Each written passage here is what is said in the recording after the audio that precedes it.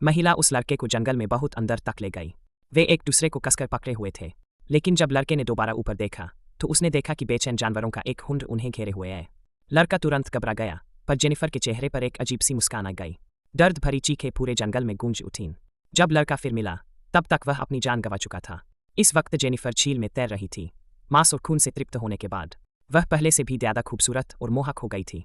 उस रात जेनिफर ने अपनी दोस्त एली को अपनी खुशी बांटने के लिए फ़ोन किया। यह सुनकर कि एली अभी भी कुछ दिन पहले लगी आग को लेकर उदास है, जेनिफर ने कोई भाव नहीं दिखाया। मूव ऑन और नीडी, सब खत्म हो चुका है। जिंदगी बहुत छोटी है।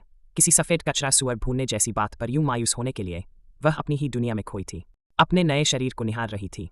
तुम्हें दिखाना चाहती हूँ कि मैं क्या चाहती हूँ। कुछ दिन पहले तक जेनिफर एक आम इंसान थी।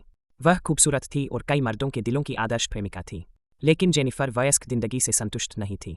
वह वयस्क दुनिया की लालसा रखती थी। उस दिन वह एली के साथ एक पार्टी में गई थी। जैसे ही पार्टी शुरू हुई, जेनिफर स्टेज पर मौजूद परिपक्व गायक की तरफ आकर्षित हो गई और उस आदमी ने भी उसे देखा। उसने मौके पर ही उसके लिए एक प्रेम गीत गाया। जेनिफर को बहुत गर्व महसूस हुआ। अचानक पार्टी में आग लग गई।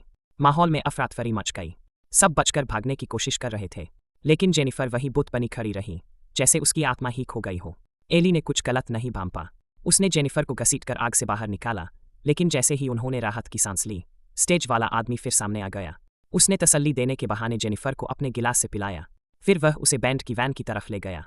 एली ने उसे कितना भी समझाने की कोशिश की, जेनिफर ने अनसुना कर दिया, जैसे उसका दिमाग ही न हो। एली सिर्फ उसे वैन में चढ़ते देखती रह गई। लेकिन जिस पल दरवाज़ा बंद हुआ, एली ने जेनिफर के चेहरे पर उलझन और खालीपन देखा, जिससे वह बेचैन हो गई। एली को अकेले घर जाना पड़ा। उसने अपने बॉयफ्रेंड को आग और जेनिफर के चले जाने के बारे में बताया। तभी एली को लिविंग रूम से आवाज़ें सुनाई दीं। वह सावधानी से देखने गई। उसने जेनिफर को वहां खून से लथपथ खड़ा पाया। एली ने अपने डर को दबाया। उसने पूछा क्या हुआ, लेकिन जेनिफर ने अजीब सी मुस्कान दी। फिर फ्रिज की तरफ गई और पागलों की तरह खाने लगी। अगले ही पल उसने जानवर जैसी दहाड़ मारी और मुंह से ढेर सारा काला तरल उगल दिया। एली तुरंत घबरा गई। उसने जेनिफर की बाह पकड़कर उसे तसल्ली देने की कोशिश की, लेकिन जल्द ही एली ने डर के मारे महसूस किया कि जेनिफर का शरीर बर्फ जैसा ठंडा था। वह मदद के लिए बाहर भागी, लेकिन जेनिफर ने उसे पकड़ लिया। अगले दिन एली जो हुआ उसके बारे में सोच रही थी, तभी अचानक जेनिफर आ गई। वह अब भी उतनी ही खूबसूरत थी, जैसे कुछ हुआ ही न हो। एली चौंक गई। ऐसा लगा जैसे सब कुछ सिर्फ एक सपना था, जैसे पूरी रात सफाई करना एक भ्रम था। लेकिन उसके नाखूनों के नीचे जमी गंदगी साबित कर रही थी कि सब सच था। जब एली उलझन में थी, तभी टीचर अंदर आए और बुरी खबर सुनाई। आग में कई छात्र मर गए थे।